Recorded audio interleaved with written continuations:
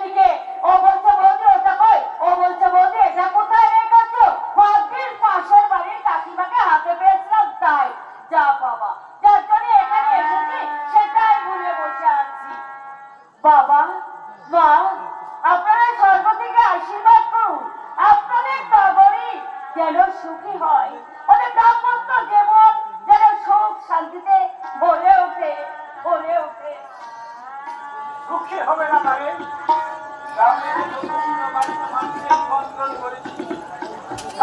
আমাদের বলছে সুখী জীবনে আশীর্বাদ করবে না, নিশ্চয়ই করবে পরমা, নিশ্চয়ই করবে। সে না হয় বুঝলাম, কিন্তু আজকে দিল এই গামছাটা কি তোমার খুলতে নেই? আমার গামছা তোমার করো না পরমা,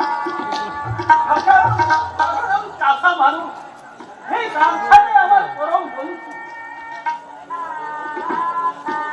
বান্ধব একে একে সবাই তো আসতে শুরু করে দিয়েছে। আমি ওদিকে অফিস স্টল আর ফুচকার স্টল চালু করতে বলে দিয়েছি।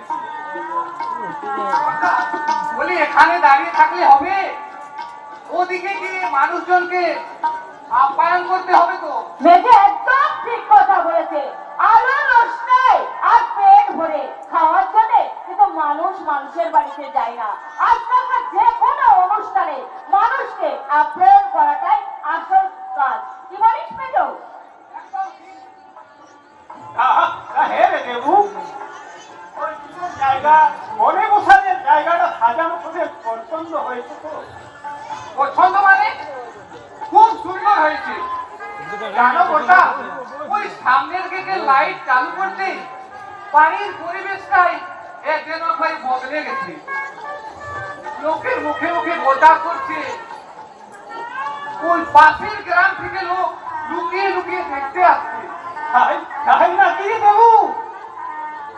শুধু তাই নয় বড়রা, আমাকে আমার বন্ধু মনোদেশে খবর দিল গ্রামের মানুষ কানা ঘুষা করছে। শুভঙ্কর সামন্ত তার বোনের বিয়েতে তিল খুলে খরচা করেছে। এক কথায় বলা যায় গ্রামের রেকর্ড ভেঙে দিয়েছে। তোরা সকালে আনন্দিত হলেই আমি খুশি। মানে কেউ ভাবতেই পারেনি সবারই বিয়েতে এত আড়ম্বর হবে। হ্যাঁ বৌদি, যে কথা বলছিলাম, বলো ভাই। হাতে কিন্তু সময় বেশি নেই। সোমা বৌদিকে বলে বিয়ের জায়গায় সব দাম সামগ্রী জোগাড় করে রেডি করে ফেলেছে। পিন্টুকে পাঠিয়েছি বামুন ঠাকুরকে আনতে। পোড়ামানিক এসে ধুতি পচাচ্ছে, পর হয়তো আর কিছুক্ষণের মধ্যে এসে যাবে।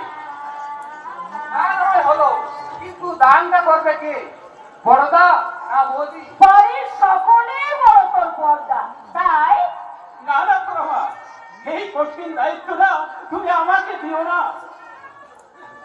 তুমি হচ্ছে ওদের মাতৃতুল্য, তাই এই কাজটা তোমাকেই করতে হবে। না না তুমি করবে গো, তুমি করবে। না না না, তুমি করবে, তুমি। করতে পারলাম না শুভঙ্করটা, আমার কাজটা আমি সাকসেস করতে পারলাম না। বিক্রম, বিয়ের দিনটা অনেকদিন আগে থেকে ঠিক হয়েছিল বলে অ্যাডভোকেট অনিল গুপ্ত কথা দিয়েছিলেন সম্পূর্ণ জামিন করাতে না পারলেও বিয়ের প্রয়োজনে বেরোলে 7 দিনের জন্য বের করে দেবেন। কিন্তু প্রচন্ড শরীর খারাপ থাকার জন্য আমি জেল হাসপাতালে ভর্তি থাকার জন্য জজের কাছে অনুমতি মেলেনি। কি হয়েছে দাদা? তোমরা তোমরা এভাবে চিৎকার করে উঠলে কেন? কি হয়েছে বলো? একই তোমরা এভাবে চুপচাপ করে দাঁড়িয়ে আছো কেন? বলো না দাদা, বলো না বৌদি, কি হয়েছে? তোমরা চিৎকার করে উঠলে কেন? বলো বলো কি হয়েছে? ওরা বলতে না পারলো আমি বলছি টগরি। বিক্রমদা, টগরি, শত চেষ্টা করো আমি ব্যর্থ হয়ে ফিরে এলাম। তার মানে প্রচন্ড শরীর খারাপ নিয়ে আমি জেল হাসপাতালে ভর্তি আছে। হতে পারে না, এ কিছুতেই হতে পারে না। নিশ্চয়ই আমি বিশ্বাস করি না, আমি কিছুতেই বিশ্বাস করি না। এর মধ্যে নিশ্চয়ই কোনো ষড়যন্ত্র আছে। আমি যাবো আমার অভিদের কাছে, আমি যাবো, আমি আমার অভিদের কাছে যাবো। না না না, তোমরা কে বাধা দিও না, আমাকে নিয়ে চলো না। আমার আবির যার সামনে গেলেই, আমি দাঁড়ালে, আমাকে দেখলেই আমার আবির ঠিক সুস্থ হয়ে উঠবে। কিন্তু কিন্তু কি করে নিয়ে যাবো নগরী? এটা তো কোনো সাধারণ হাসপাতাল নয়, ওটা তো জেল হাসপাতাল। বড়দা, মেজদা, ছোটদা, তোমরা চুপ করে দাঁড়িয়ে আছো কেন? কেন চুপ করে দাঁড়িয়ে আছো? তোমরা তোমাদের এই হতভাগিনী বোনটার জন্য দয়া করে তোমরা কি আমাদের একটু বিষ এনে দিতে পারছো না? একটু বিষ এনে দাও, একটু বিষ এনে দাও। ও কথা বলিস না রে বোন। তোদেরকে অনেক কষ্ট করে মানুষ করেছি, কিন্তু আমি ভেবে পাচ্ছিলাম কোন আমার একটু স্বপ্ন একটু আশা দাদা, ও ঈশ্বর, আমি বোধহয় এবার পাগল হয়ে যাব। বড়দা, এখন ভেঙে পড়ার সময় নয় বন্যা। মন শক্ত করে ঠান্ডা মাথায় একটা সুপাত্র জোগাড় করতে হবে, তা না হলে তাহলে বলি তোর এই হতভাগিনী বোনটা লগ্ন ভ্রষ্ট হবে, তাই না রে মেজদা? আরে বন্যা, আমি বেঁচে থাকতে শত চেষ্টা করো তোর জন্য উপযুক্ত পাত্র জোগাড় করে তবেই বাড়ি ফিরবো। বিক্রম! আমার মনটা ঢুকরে ঢুকরে কাঁদবে, এই সমাজ ওর নামে কলঙ্ক উঠাবে। তা আমি হতে দেব না রে বোন, তা আমি হতে দেব না। ভেঙে পড়িস না রে বোন, এই বিক্রম যখন কথা দিয়েছে। না, নাই ছোটদা, না, আবিরকে ছাড়া আমার হৃদয় মন্দিরে অন্য কাউকে আমি প্রতিষ্ঠিত করতে পারবো না রে। তার জন্য এই সমাজের বুকে যদি তোদের মাথা উঁচু করে চলতে তোদের অসুবিধা হয়, তাহলে আমি না হয় বিষকে আমার এই জীবনটা আমি শেষ করে দেব। জানি তো মেয়েটা, ওরে মায়ের প্রাণ থাকতে তার মেয়েকে হারিয়ে যেতে দেবে না। মাথার উপরে ঈশ্বর আছে, ওরে এদের সব ঈশ্বরের খেলা। একটা বিষ করবে। ঈশ্বর নেই বলি, ঈশ্বর নেই, তা যদি হতো তাহলে আমার জীবনটাকে এভাবে জোয়ার বলে তোলে আমার আমার পবিত্র ভালোবাসাকে লালসা ডাকে তুলে নিলামে তুলবার জন্য এমন ভাবে দুর্ঘটনা ঘটতো না বৌদি, ঘটতো না। তাই তো বলছি ঈশ্বর বলে কিচ্ছু নেই, কিচ্ছু নেই, সব মিথ্যা, সব মিথ্যা।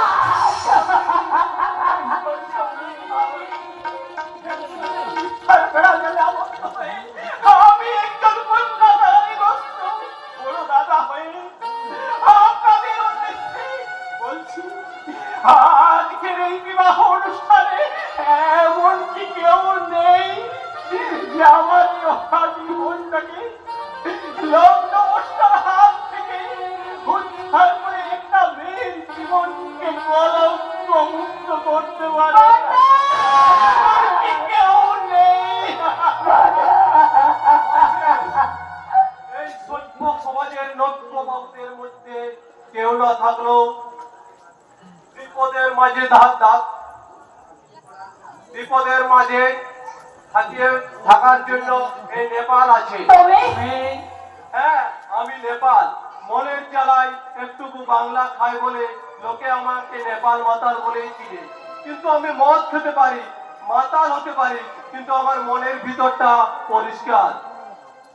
আচ্ছা বড় বাবা, এমন হতে পারে সবাইকে ওর হাতে তুলে দিলে খুব মন ছেড়ে নগরীকে নিয়ে সুখে সংসার। কিন্তু বলে সময় নষ্ট আর করা যাবে না বৌদি। তাছাড়া বিক্রমকে হঠাৎ করে সুপাত্র জোগাড় করে আনতে পারবে, তারই বা সিওরিটি কি আছে? আপনারা ভেবে দেখুন এই নেপাল মাতালের সঙ্গে আপনাদের বোনের বিয়ে দিবেন কিনা। তবে আমি হঠাৎ করে বলতে পারি, আপনাদের এতজনের সামনে যার দায়িত্ব নেব তাকে এতটুকু অখুশি রাখবো না। অবশ্য আপনাদের বিপদ দেখে যার জন্য আমি অয়াচিত ভাবে উদারতা দেখাতে এসেছি তার মতটাও জানার বিশেষ প্রয়োজন। তবু না, না, আমি মানতে চাই না, আমি বাঁচতে চাই না, আমি মরে গিয়ে তোমাদের সবাইকে শান্তি দিতে চাই, সবাইকে শান্তি দিতে চাই। আপনি মৃত্যু দিয়ে জীবনে কখনো শান্তি পাওয়া যায় না। জীবনে জয়ী হতে গেলে লড়াই করতে হবে, বাঁচতে হবে। Yes, এটাই তো স্বাভাবিক। আপনি আমি আপনাদের মতো একজন সাধারণ মানুষ। আপনাদের চরম অবস্থার কথা শুনে উদ্ভ্রান্তের মতো আমি ছুটে এসেছি আমার ভাইকে নিয়ে। তাপস,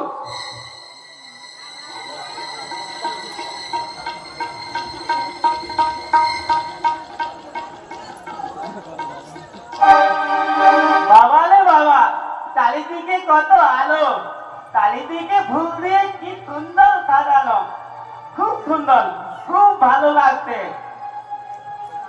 এই হচ্ছে আমার ভাই। ছবি ওর সব কিছু ঠিক আছে, শুধুমাত্র একটা মারাত্মক শখ পেয়ে একটু বোকাটে হয়ে গেছে। আপনারা যদি আপনাদের মেয়েকে ওর হাতে তুলে দেন তাহলে ওর কোনো কিছুর অভাব থাকবে না। বিশাল বাড়ি, অগাধ ধন সম্পদ, এক কথায় ও রাজবধূ হয়ে থাকবে। না, এইরকম একটা মেয়ে, এইরকম একটা খেপা পাগলার গলায় মালা দিয়ে নিজের জীবনটা নষ্ট করতে পারে না। বুঝতে পার? তাহলে চাল চুরো তোর মতো একটা মাতালের গলায় মালা দেবে নাকি? সেটা সম্পূর্ণ যে বিয়েটা করবে তার ব্যাপার। তবে একটা কথা মনে রাখবেন, মদ খেয়ে লিভারটা পচে নষ্ট হয়ে যেতে পারে, কিন্তু মানবিকতায় হৃদয় মনুষ্যত্ব পচে নষ্ট হয় না। নেপাল নেপাল, একদিকে মাতাল, অন্যদিকে বেতাল, কাকে বাঁচবেন সেটা সম্পূর্ণ আপনার ব্যাপার। ও, তুমি বুঝি আমার বউ হবে? বাহ, খুব সুন্দর লাগছে তোমায়। তাহলে আমি পথ চলে আমার বউয়ের গলায় মালাটা পরিয়ে দিই। আপনি আপনি আমার কোনো মতামত না নিয়ে আমার গলায় মালা পরিয়ে দিলেন কেন? বলে বউ হবে, মালা পরাবো না? কি কথাটা? তুমিই তো বলে আমার বিয়ে হবে, আমার বউ কখন থেকে থেকে বসে আছে, তাই তো আমি নিজের বউকে মালা পরিয়ে দিই। ওই মালা তুই ছিঁড়ে ফেলে দে জগরি। উল্টো পাগলা হারাবা আমি ঘর করাচ্ছি। এই নেপাল মাতালের গলায় মালাটা দিলে বোধহয় সুখী হতে। যা হবার তা তো হয়ে গেছে। যাবার আগে শুধু একটা কথা বলে যাই টগরি, বিবাহিত জীবনে চলার পথটা বড়ই দুর্গম। তাই ঈশ্বরের কাছে আমার একটাই প্রার্থনা, তুমি সুখী হও, তুমি সুখী হও। না না দাদা, আর কোনো প্রতিবন্ধকতাই আমাকে আটকাতে পারবে না দাদা। স্বয়ং ঈশ্বর যখন আমার ভাগ্যকে নিয়ে উপহাস করেছেন, তখন তোমরা কি করবে বলো? তোমরা কি করবে? তাই ঈশ্বর যখন ওনার হাত দিয়ে আমার গলায় মালা পরিয়ে দিয়েছেন, তখন উনি আমার স্বামী। ওনাকে আমি ছাড়া পারবো না। ওনাকে এবার তুই ওর স্মৃতিতে পরিয়ে দে। দাও দাদা, আমি পথ চলে আমার বউয়ের পিঠিতে সিঁদুরটা পরিয়ে দিই।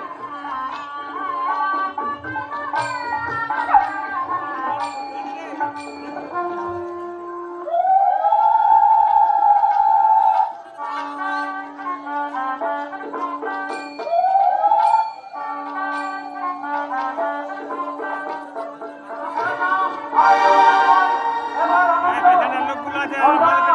বাড়ির কাছে আগুন দিতে বলুন। বন্ধ থানায় বাজাতে বলুন। দেখুন, আমি টগরের জন্য কেবল পাত্রের সন্ধান নিয়ে এসেছি। আর দেরি না করে টগরীকে সামনা করে নিয়ে যাবার ব্যবস্থা করুন। না না, তার আর কোনো প্রয়োজন নেই, কোনো প্রয়োজন নেই। হ্যাঁ, কারণ হয়ে গেছে, এবং সেটা আমার ভাইয়ের সঙ্গে। আমার ভাতৃবধূর যাতে কোনো অসুবিধা না হয় তার জন্য আমি আছি। আপনারা নিশ্চিন্তে থাকবেন। হ্যাঁ ভাইদা ভাই, যে কথা বলছিলাম, আমি আমার লোকজন রেখে এখনই আমাকে ফিরে যেতে হবে, কারণ লাহেরি লাংসের ছেলের বিয়ে বলে কথা। তাছাড়া আমার কাকা ও কাকিমার কত আশা ছিল খুব জাঁকজমক করে ছেলের বিয়ে দেবে, তাই তাদের আশা আকাঙ্ক্ষা পূরণ করার জন্য আজ রাতের মধ্যে ফিরে না গেলে আমি সমস্ত আয়োজন রেডি করতে পারবো না। আর আর তাপসের ব্যাপারে আপনাদের কোনো চিন্তা নেই, তবে যদি ওকে একটু ভালোভাবে ট্রিটমেন্ট করে ও তাহলে খুব তাড়াতাড়ি সুস্থ হয়ে উঠবে। ওকে ভাই, আসছি ভাই। পারছি না, আমি আর সহ্য করতে পারছি না গো, আমি সহ্য করতে পারছি না। ও মালা তুই ছিঁড়ে ফেল জলদি, ওই সিঁদুর তুই মুছে ফেল টগরি। জানিস ওটা না, মেয়েদের এই সিঁদুরটা তো কোনো খেলার বস্তু নয় রে।